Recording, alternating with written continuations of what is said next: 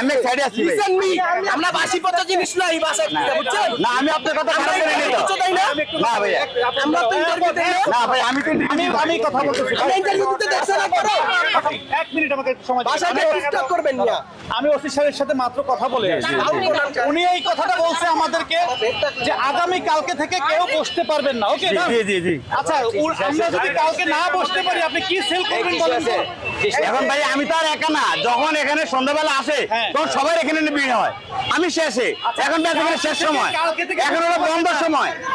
আমি বলি কালকে থেকে বসতে পারবেন না, আমি বলি আপনার প্রফিট হবে। আমি বলি একটা কথা বলি, আমি তো মূলত এখানে বসি না, আমি বসি ওই জায়গায়। এখন সবাই চলে গেছে, সবাই বেচা কিনা শেষ, এখন বন্ধ হয়ে যাবে।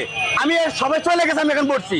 এখন যাও 2 সেটে বেচা কিনা হয়, আর যেটা আমাকে আমি বলছেন যেটা বলছি এখন তো রাত শেষ। সুষ্ঠুভাবে আপনি সুন্দর সুষ্ঠুভাবে এখানে আপনার পরিচালনা করেন, এ নিয়ে তাদের কোনো মতামত নাই। কিন্তু সমস্যাটা হচ্ছে আমরা খেলতে আমরা প্রধান কার্যালয়ের সামনে চলে যাচ্ছি, না।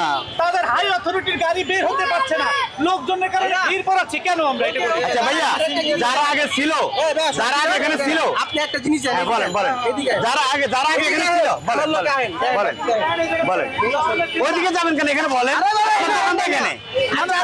টাকা এখান থেকে কি গাড়ি নিতে পারে বলেন? আচ্ছা ভাই বলেন যে এখানে তো এখন লোক নাই, না এখানে তো কোনো গাড়ি নাই, এখন কোনো গাড়ি নাই, কিন্তু গাড়ি তো ছিল সন্ধ্যাবেলা, তখন এখানে দোকান ছিল, তখন এখানে দোকান ছিল, তখন এখানে দোকান ছিল, এখন তো দোকান নাই। আমার মনে করেন আমি এখানে করেছিলাম একদম নিষেধ ভাই। আমি কথা বলি, এখানে আগে যারা ছিল তারা তো এখানে আমি চলে যাবো, এখন তাদের শেষ সময় অনেকে ছিল কিন্তু তাহলে যারা ছিল তাদেরকে তো এইভাবে বিক্রি করা হয়েছে। আমরা